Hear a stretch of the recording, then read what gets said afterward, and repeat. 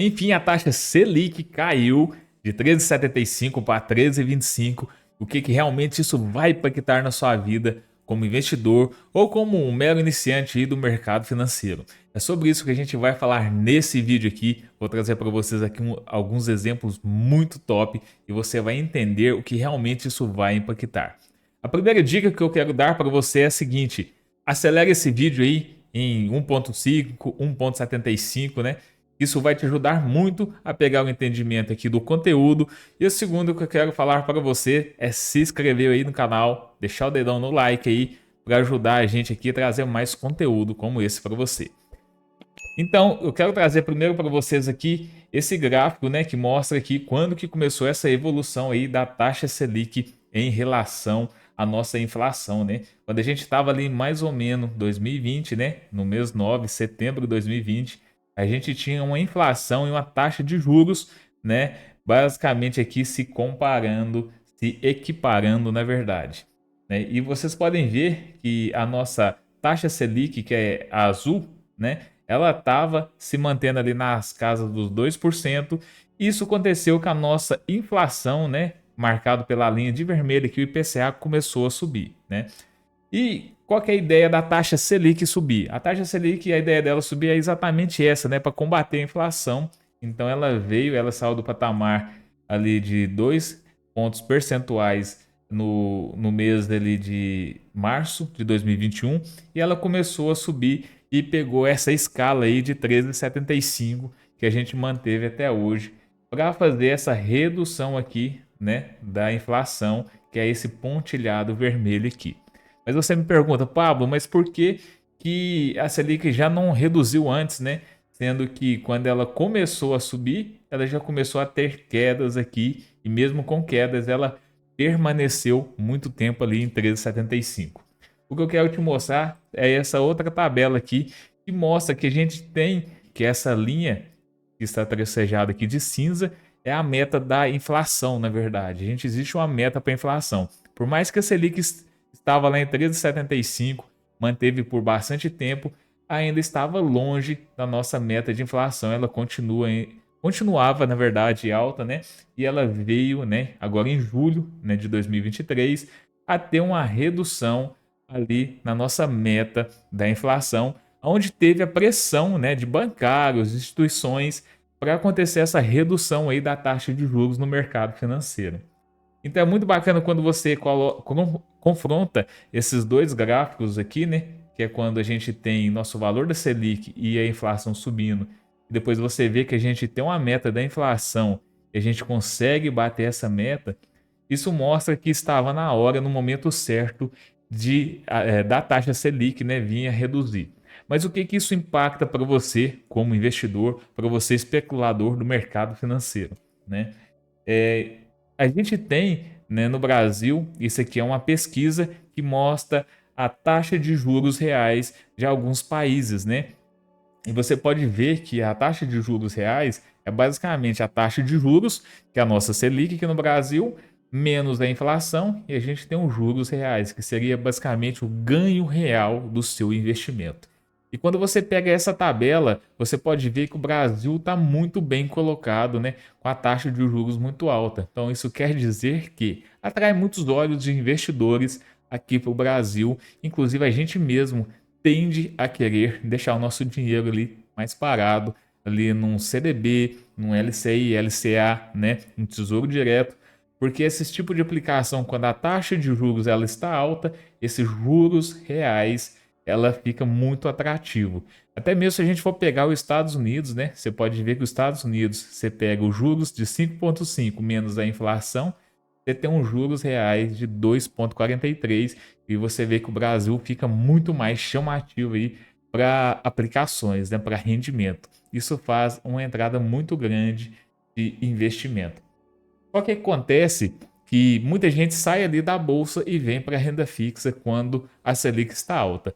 O inverso também acontece, quando a Selic começa a baixar, muita gente sai da renda fixa e corre lá para a bolsa.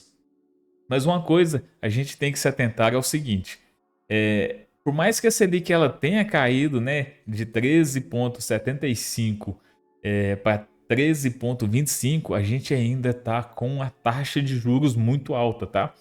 Então, o que eu quero falar para você? Que a gente ainda tem bastante opções de investimento em renda fixa que ainda está pagando muito bem, né?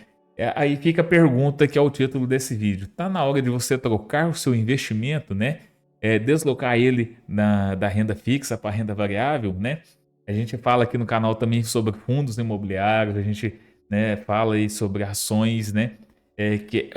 Existe oportunidades, existe janelas de oportunidade, mas você tem que ponderar muito bem o que você está fazendo aí com o seu investimento.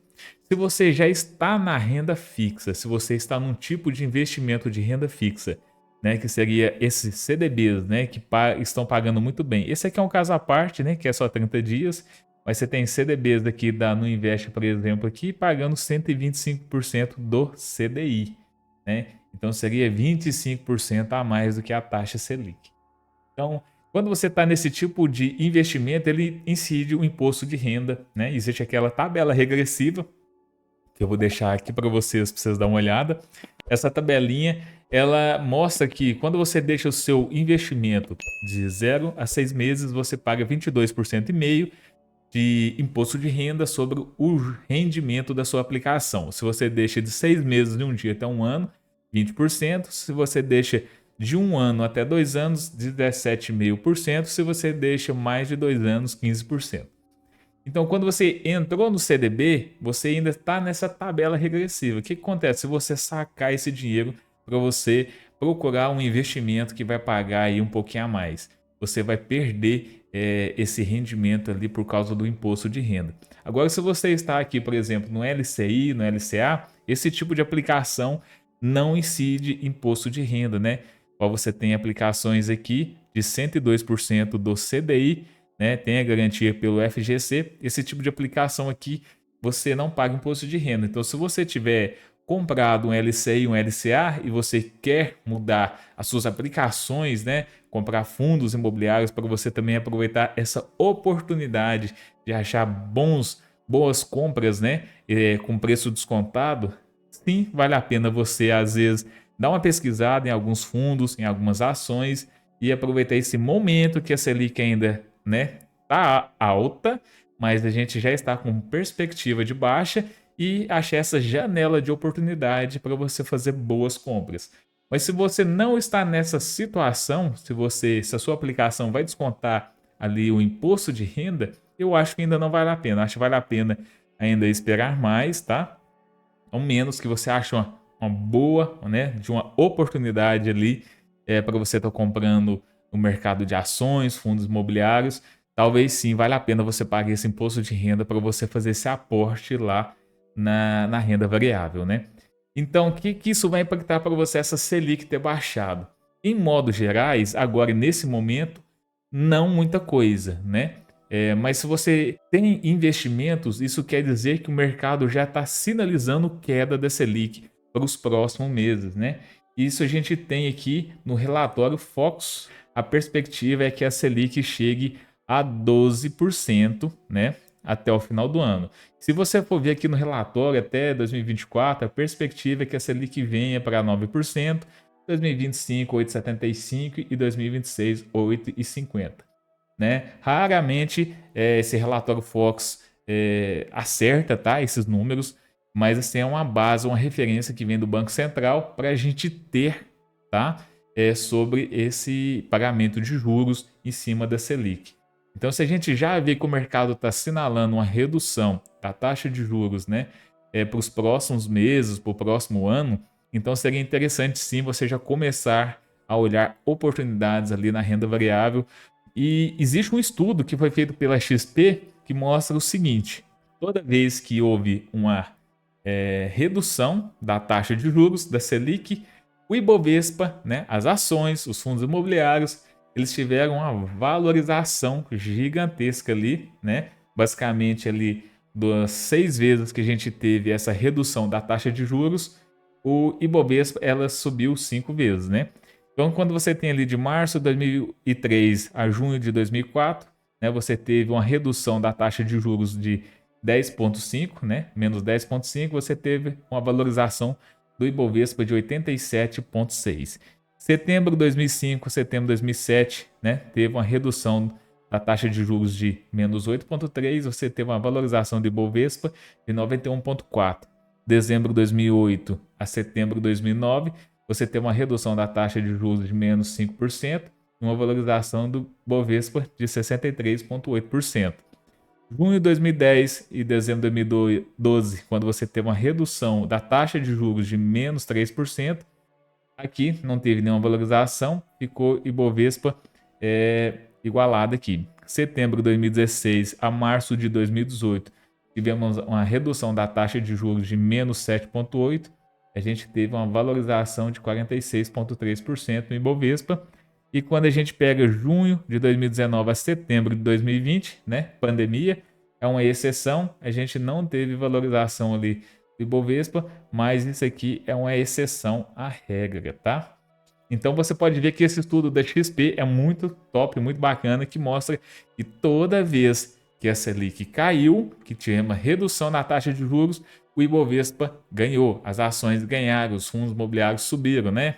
Vamos assim se dizer. Então sim, talvez isso seja uma janela de oportunidade para você tentar pegar esses ciclos de alta e ter uma rentabilidade mais fora da curva, tá? Então, para a gente concluir aqui, vale a pena você mexer nas suas aplicações, movimentar elas nesse momento, né? Então, resumindo, se você tem um CDB que vai descontar imposto de renda ali, não vale a pena.